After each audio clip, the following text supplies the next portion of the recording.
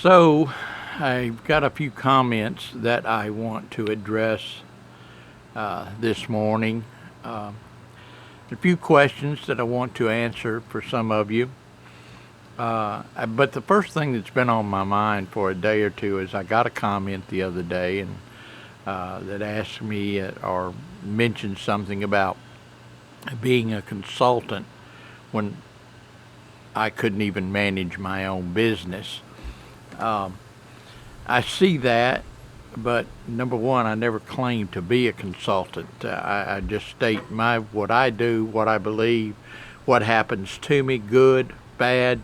I put it out there for people's information so they can learn maybe from my mistakes and sometimes from my successes. So I don't want any of you to believe that I'm out here touting how to be successful because, like I said, we just closed the dealership and I haven't jumped back in yet because in going back into the auction, the prices were just ridiculous. I didn't feel comfortable with them as far as being a wholesaler, which I've always primarily been. I don't like relying on retail business. So I just want to make it very clear that I'm not out here telling you how to be successful. I'm telling you what happens to me, and I hope you benefit from what happens to me and where I'm going from here. Um, the first thing, again, I want to point out to you right now, it's been 5 months. The good thing is I'm living off reserves. I did not live above my means when I was in the car business. I put back some money, and that has been carrying me along for these few months. While I decide what I want to do. So the good thing about the car business, you can make some good money when the business is there, and we were making good money. Quite frankly, what took its toll on us was my son's lifestyle. And so I want to point out to you right now, I don't care how much money you're making, but if you have a lifestyle that just hand to mouth, you make it, spend it, make it, spend it. I don't care what business you're in. The car business, no business is going to suffice you because things are going to take the downturn. Now, when they took the downturn, the only reason we weren't ready, quite frankly, was my son's lifestyle. I was ready for it. I had some money put back, and I'm still living off of that money. So that's what I want to educate you on more than anything, is don't live to the max that this business is going to put you on. Can you make huge money? I mean, we were making $500,000 a year, okay, the two of us.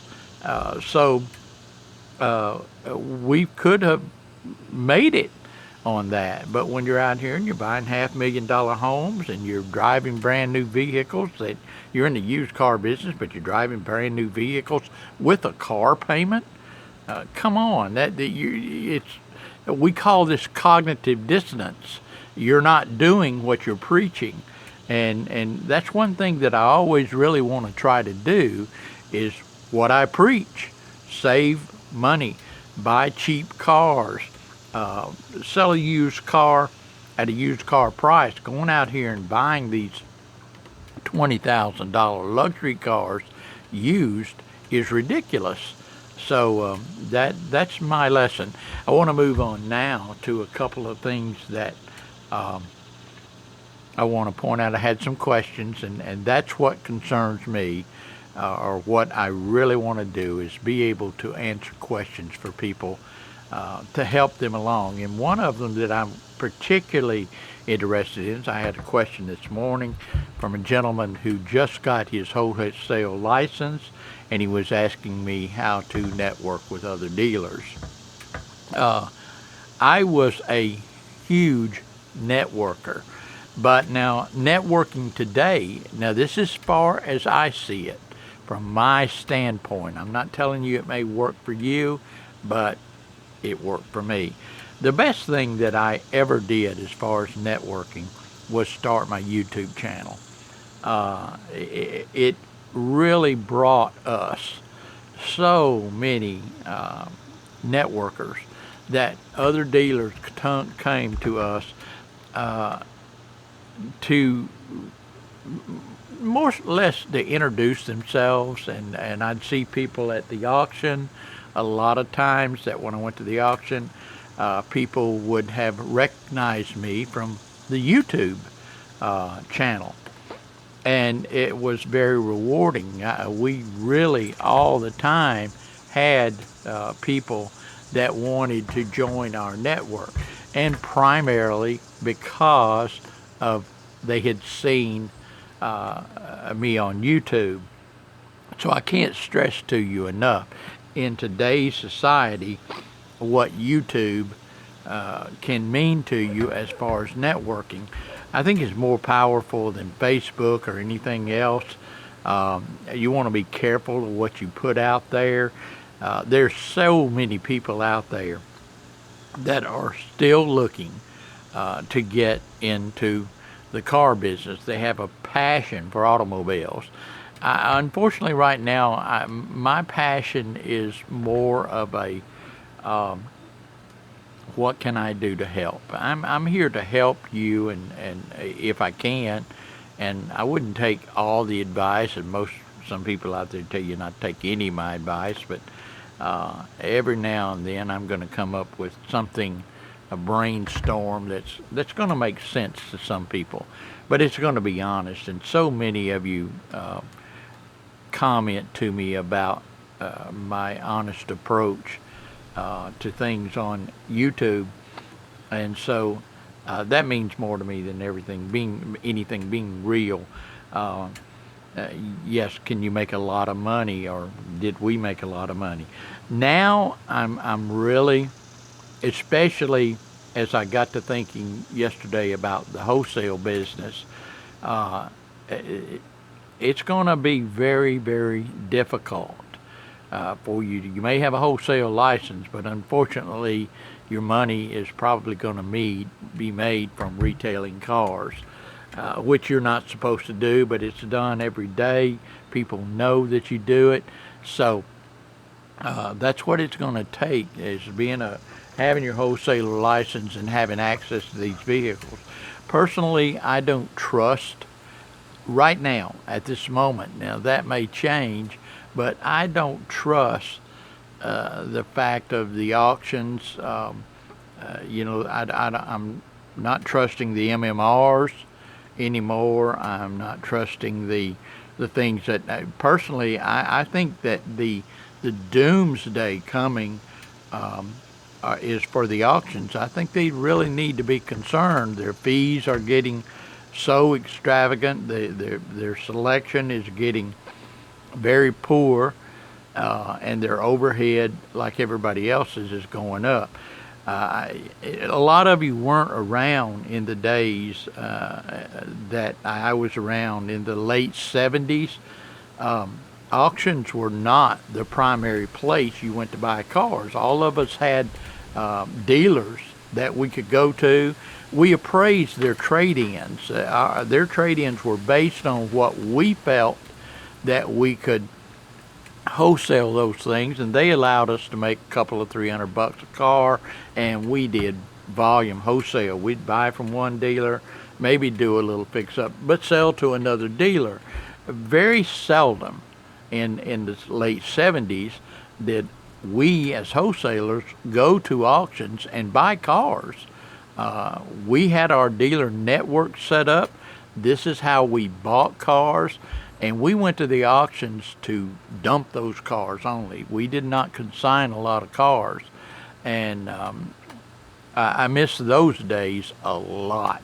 I had so many dealers, and my phone was ringing all day long. The big old Motorola phones that they would call us on and say, hey, what's this worth? We appraised a lot of the trade-ins.